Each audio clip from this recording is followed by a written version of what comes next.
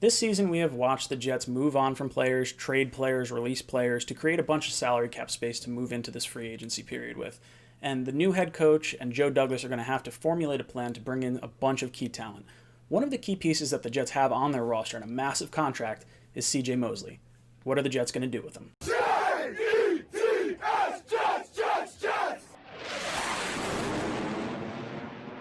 Welcome to Jets Talk. My name is Ryan. I'll be your pilot today. If you're new here, hit that subscribe button. If you've been here before, welcome back. I love having you here. Guys, Monday, 7 o'clock to 8 o'clock, I will be live on Jets Media's channel, so make sure you tune into that. And then 8 o'clock to 10 o'clock on Monday, I will be live on my channel with Michael Nania, so if you want to check that out, make sure you click on the link in the description down below.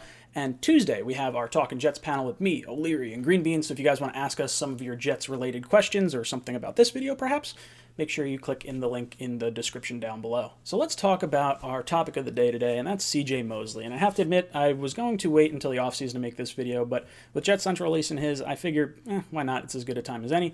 I'll link his video down below in the description because he makes a ton of great points.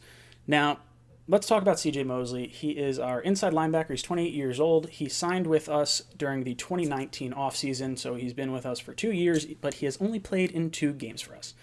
We've paid him $30 million over the course of these 2 years, and we've gotten 2 games of play. So imagine making $15 million per game. Ugh, woof, that is awesome. Definitely one of the worst contracts in the NFL. It was absolutely brutal. It was an $85 million deal with, I think it was like $50 million guaranteed or something like that. So we have to talk about what do the Jets do with CJ Mosley. Well, because he opted out this season due to COVID, his contract tolls. He winds up restarting his contract that was supposed to end in 2023, will now end in 2024, and the money that he was paid already will count towards this year's cap, so we actually had a $10 million cap hit this year.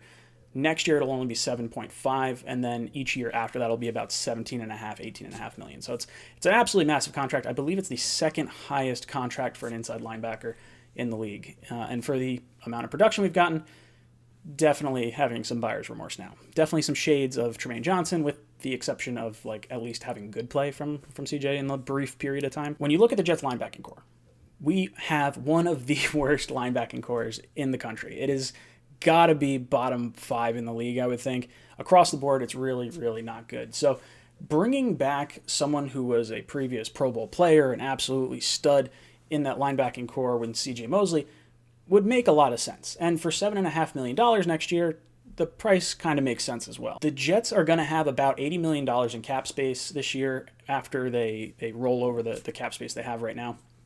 And it's going to be a huge offseason because there are a ton of teams that are going to be over the salary cap that are going to have to release a ton of good players on bad contracts. And you're going to see the market flood with a ton of different players. Now, if the Jets were to cut CJ Mosley, you're losing $12.5 million off your salary cap. That's the dead cap hit. Now, you do regain some of that money in later years. So if you were trying to sign players this offseason, you would have to sign a deal that would kind of push some money off. And I don't really like that. I'd rather front load some contracts.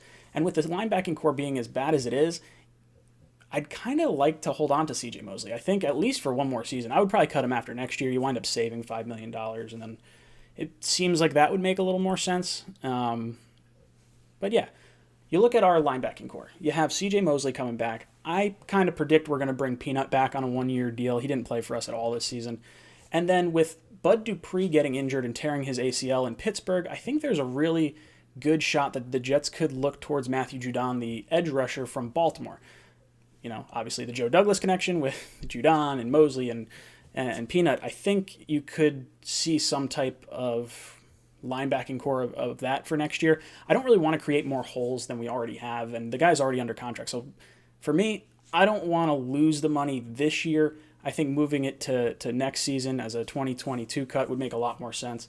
But guys, let me know what you think of everything down below in the comments. Do you want to move on from CJ Mosley? Do you want to keep him? Do you want to do it for just this year? Do you want to keep him for the entire length of his contract? Is he worth it?